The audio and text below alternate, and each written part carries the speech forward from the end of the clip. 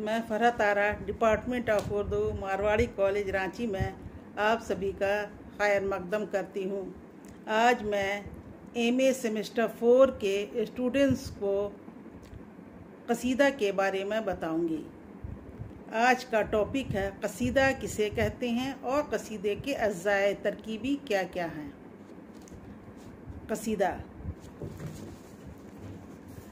कसीदा इस नज़्म को कहते हैं जिसमें किसी की मदह यानी तारीफ़ की जाए या किसी की बुराई की जाए।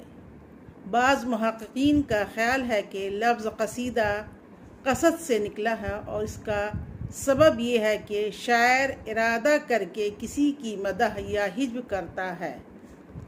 बाज़ ने इसके माने मग़ज़ गलीज़ के बयान किए हैं।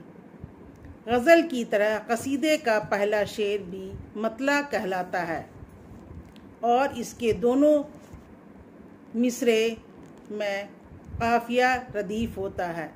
बाज़ कसीदे के बग़ैर रदीफ़ के होते हैं। बाकी अशार के दूसरे मिसरों में काफ़िया व रदीफ़ या सिर्फ काफ़िया होता है। गज़ल की तरह कसीदे में मक़ता भी होता है, लेकिन कसीदे में कुछ चीज़ें गज़ल से मुख्तलिफ होती हैं। मसलन दरमियान में कई मतले हो सकते हैं और मक़ता ज़रूरी नहीं कि कसीदे का आखिरी शेर हो। कसीदे के अक़साम। कसीदे की दो किस्में होती हैं, ख़िताबिया मतलब ये कि और तमहीदिया। ख़िताबिया कसीदा वो है जिसमें शायर तमहीद बांधे बग़ैर मुद्दा बयान कर दे। मतलब ये कि अगर कसीदा मदाहिया है तो शायर ममदू को ख़िताब करे और इसके औसाफ को बयान करे। हिज्ब ये है तो बराह रास्त इसकी मज़म्मत करने लगे। असल मुद्दा वाज़ व नसीहत है तो भला किसी तमहीद के इसका आगाज़ हो जाए। तमहीदिया कसीदा वो है जिसमें असल मुद्दा से पहले तमहीद बांधी जाए, फिर मुद्दा बयान किया जाए। ये तमहीद तशबीब कहलाती है और बहार व ख़ज़ां, हुस्न व इश्क और पंद व नसीहत के मज़ामीन पर मुश्तमिल हो सकती है। इसकी रियायत से कसीदे को बहारिया इश्किया कहा जा सकता है। कसीदे के अज़्ज़ाए तरकीबी। न सिर्फ उर्दू बल्कि अरबी और फ़ारसी में भी तमहीदिया क़साइद का रिवाज रहा है, यानी कसीदा निगार मदह या हिज्ब करने से पहले तमहीद बांधता है, फिर असल मौजू पर आता है। तमहीदिया कसीदे के अमूमन 5 अज्ज़ा होते हैं: तशबीब, गुरेज़, मदह, मुद्दा और दुआ। ज़ेल में इन 5 अज्ज़ा की वज़ाहत की जाती है। पहला है तशबीब। कसीदे की तमहीद को तशबीब कहते हैं। तशबीब के मौज़ूआत मुख्तलिफ हो सकते हैं। इसमें शबाब व शराब का जिक्र किया जा सकता है। बहार की मंजरकशी की जा सकती है। तशबीब में खुद सताई यानी अपने औसाफ बयान करने की भी गुंजाइश है। ये भी मुमकिन है कि तशबीब पंद व नसाहे पर मुश्तमिल हो या इसमें बेसवाती दुनिया का बयान हो। गर्ज़ ये कि तशबीब के मौज़ूआत लामहदूद हैं। तशबीब को कसीदे का सबसे अहम हिस्सा ख्याल किया जाता है, इसलिए शायरों ने इस पर बहुत मेहनत सर्फ की है। गालिब को अपनी तशबीब पर बड़ा नाज था। उन्होंने बहादुर शाह की मदह में एक कसीदा लिखा जिसकी तशबीब में बहुत दिलकशी है।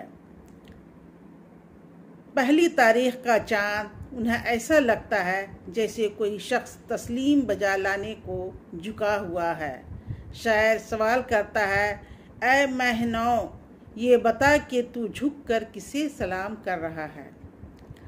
दूसरा है गुरेज। तशबीब के बाद शायर मदह की तरफ कदम बढ़ाता है। वो बराह रास्त मदह शुरू नहीं करता, बल्कि बात से बात पैदा करके मदह की तरफ आता है। इस बात से बात पैदा करने को गुरेज कहते हैं। गालिब के कसीदे से तशबीब की जो मिसाल ऊपर पेश की जा चुकी है, इसमें शायर पूछता है कि ऐ महनौ आखिर तू किस को झुक कर सलाम कर रहा है। जवाब नहीं मिलता तो कहता है कि तू इसका नाम नहीं जानता तो ले मैं बताता हूँ, वो ताजदार बहादुर शाह है। तीसरा है मदह। इसके बाद शायर अपने ममदूह की तारीफ करता है और इसमें खूब मुबालगे से काम लेता है। यही कसीदे की खूबी है। कसीदे में और ख़ास तौर पर मदह के हिस्से में शायर पुरशिकवा अल्फाज का इस्तेमाल करता है। इसमें मदह में ज़ोर पैदा होता है।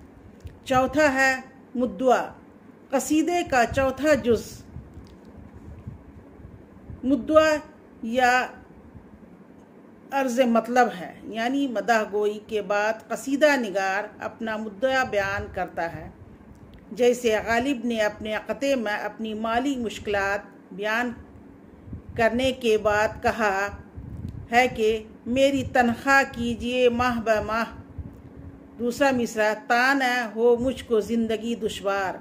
लेकिन यह कसीदे का लाजमी जुज़ नहीं, यानी ये ज़रूरी नहीं कि हर कसीदे में शायर अपना मुद्दा बयान करे।